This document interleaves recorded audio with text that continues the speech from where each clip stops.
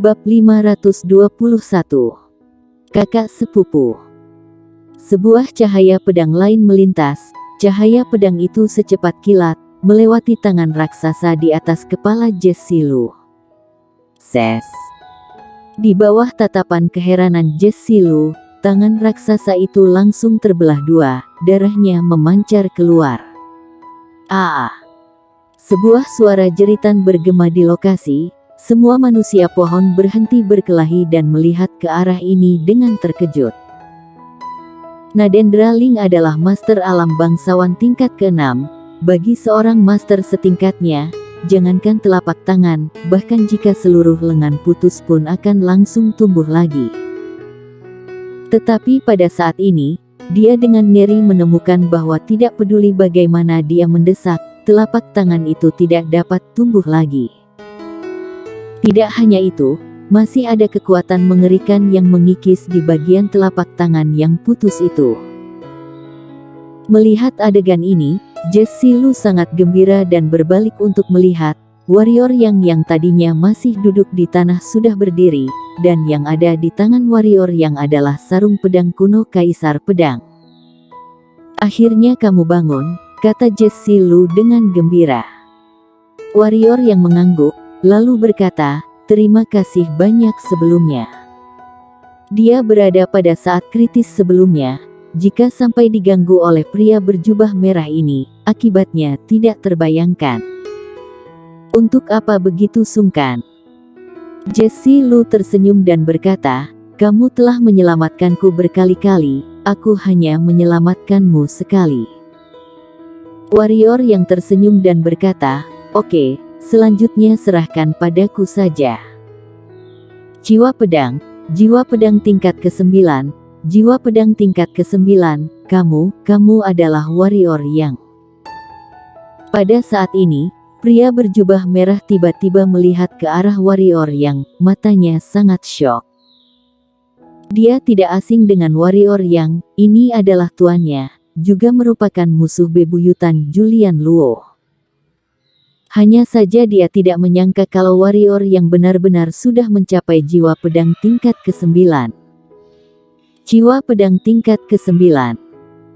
Hal ini harus diberitahukan kepada penguasa manusia.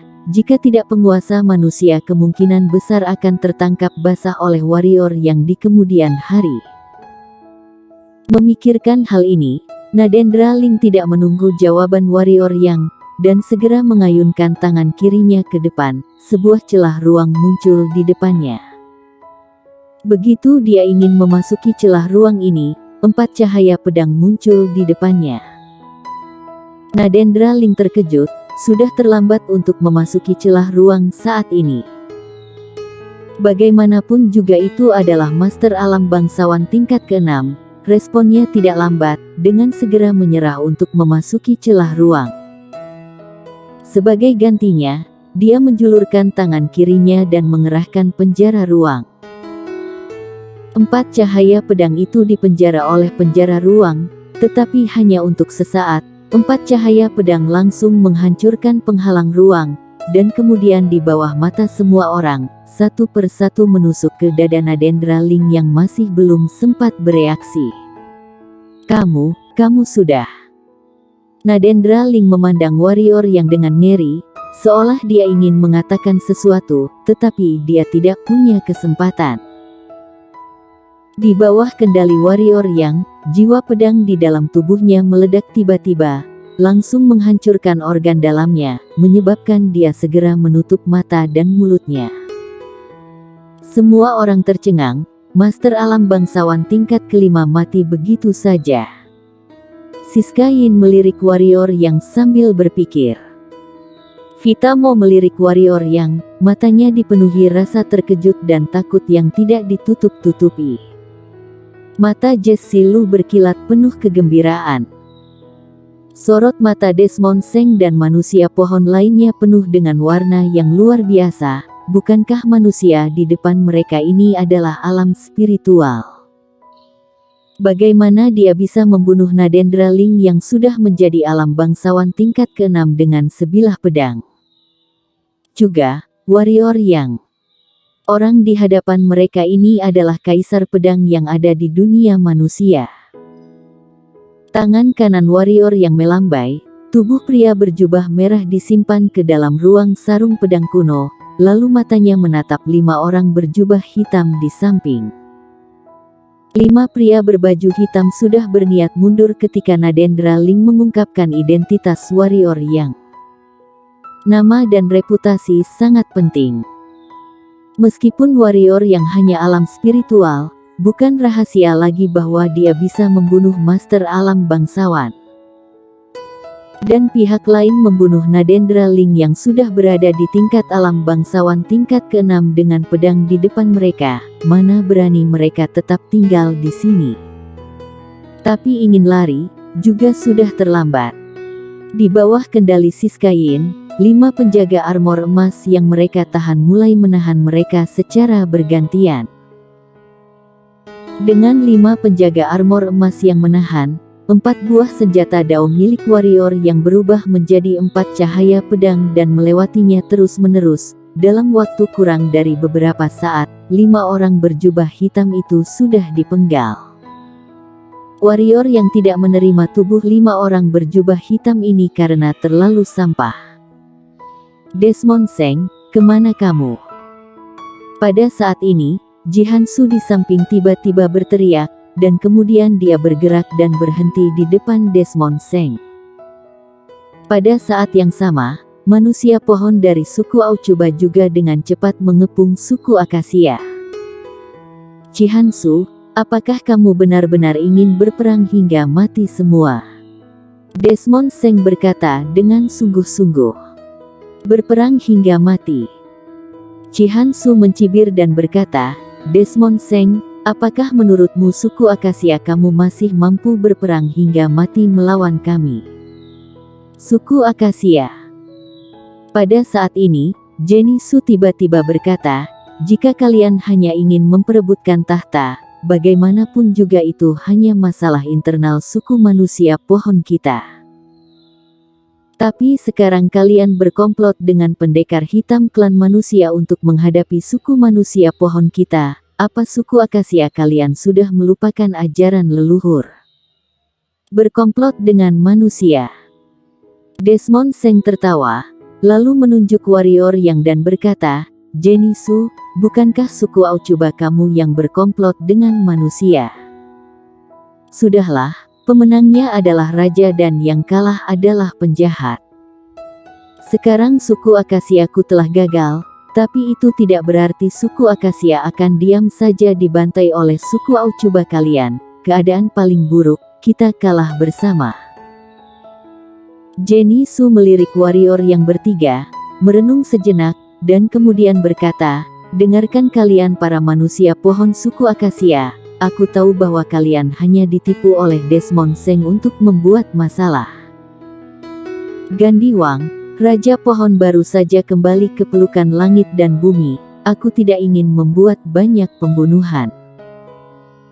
Karena itu, aku bersumpah demi leluhur suku Aucuba, selama kalian mau menyerah, aku tidak akan mempermasalahkan hal yang sudah lalu. Aku hanya akan membunuh Desmond Seng seorang. Mendengar itu, banyak manusia pohon suku Akasia yang sedikit tergerak. Melihat adegan ini, wajah Desmond Seng berubah dan dia dengan cepat berkata, suku Akasia, dengar, di tangan kalian ada darah suku Aucuba yang tak terhitung jumlahnya. Apakah kalian pikir suku Aucuba akan melepaskan kalian? Jika kalian menyerah saat ini, ketika dia menjadi raja manusia pohon dan benar-benar menguasai suku manusia pohon, hari itu akan menjadi tanggal kematian kalian. Mendengar kata-kata Desmond Seng, banyak manusia pohon suku Akasia yang sebelumnya tergerak mulai ragu lagi. Pada saat ini, 4 buah senjata dao yang melayang di depan warrior yang tiba-tiba bergerak. 4 buah senjata dao berubah menjadi 4 cahaya dan melesat menuju Desmond Seng. Desmond Seng terkejut, sulur tanaman yang tak terhitung jumlahnya bergerak menuju sangkar 4 buah senjata dao.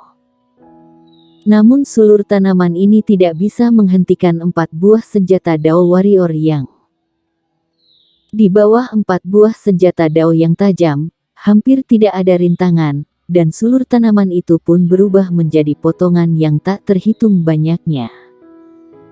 Kemudian, 4 cahaya pedang terus bergerak di tubuh besar Desmond Seng. Setelah 2 napas, 4 buah senjata Dao kembali ke Warrior yang.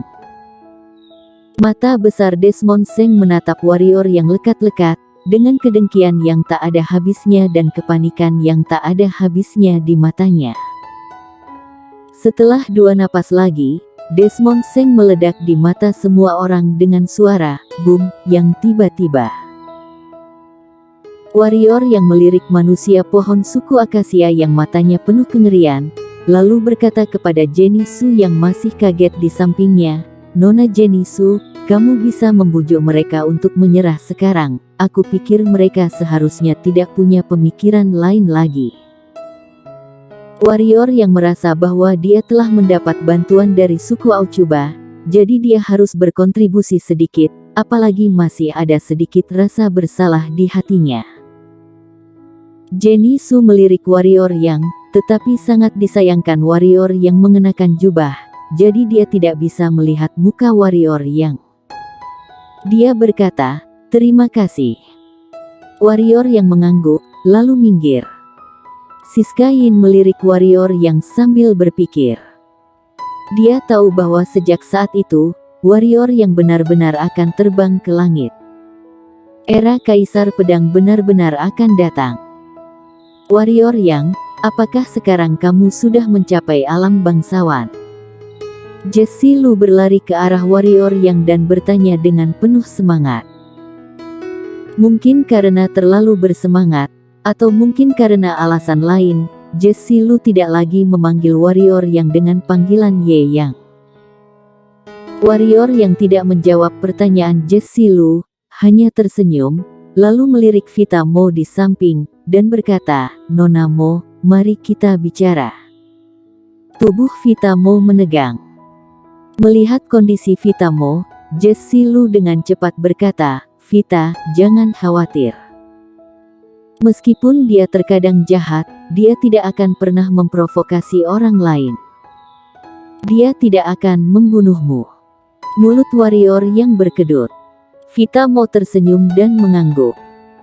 Di sebuah tempat terpencil, Vita Mo dan Warrior yang berjalan perlahan. "Haruskah aku memanggilmu Kaisar Pedang Warrior yang, atau Ye Yang, atau kakak sepupu?" Vita Mo memecah keheningan. Warrior yang berhenti, menoleh untuk melihat wanita di depannya, dan berkata, "Kamu sudah tahu identitasku." Vita Mo mengangguk dan berkata, "Ketika kamu membunuh Yanti Mo, keluarga Mo sudah curiga bahwa kamu adalah orang keluarga Mo kami. Karena di tubuh Yanti Mo ada segel pengejar jiwa yang ditinggalkan oleh master keluarga Mo, kamu membunuhnya, jadi segel pengejar jiwa ini seharusnya tercetak di jiwamu, tetapi tidak ada. Maka hanya ada 2 penjelasan. Yang pertama adalah bahwa kamu terlalu kuat dan sudah menghapus segel pengejar jiwa ini. Tetapi dengan kekuatan kamu waktu itu, jelas kamu tidak dapat melakukannya. Yang kedua adalah kamu adalah orang keluarga Mo, karena segel pengejar jiwa ini tidak berguna untuk orang keluarga Mo. Lalu kalian mulai menyelidikiku." Warrior yang bertanya. Vita Mo mengangguk dan berkata, "Jika kamu biasa-biasa saja, keluarga Mo pasti akan mengirim master untuk membunuh kamu, karena Yanti Mo adalah jenius dari keluarga Mo, kamu membunuhnya, bahkan jika kamu adalah anak haram dari keluarga Mo tetap harus mati. Tapi kamu tidak biasa-biasa saja, kamu adalah seorang jenius yang lebih gila daripada Yanti Mo. Jadi keluarga Mo tidak mengirim master untuk membunuhmu. Sebaliknya, malah mulai menyelidikimu. Lalu kalian berhasil menemukannya." Warrior yang berkata. Vita Mo mengangguk. "Apakah orang-orang keluarga Mo yang membunuh ibuku dan nenekku masih ada di keluarga Mo?" Warrior yang berkata dengan tiba-tiba.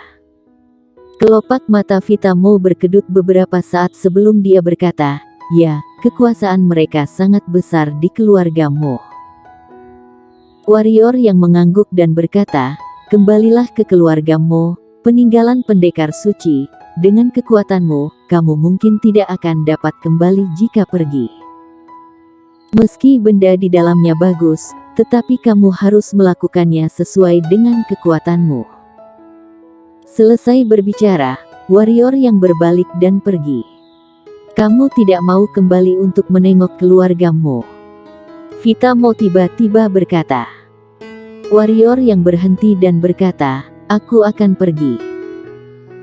Tolong sampaikan kepada kepala keluarga Mo saat ini, atau siapa yang memimpin, orang yang membunuh nenekku dan memaksa ibuku untuk melarikan diri.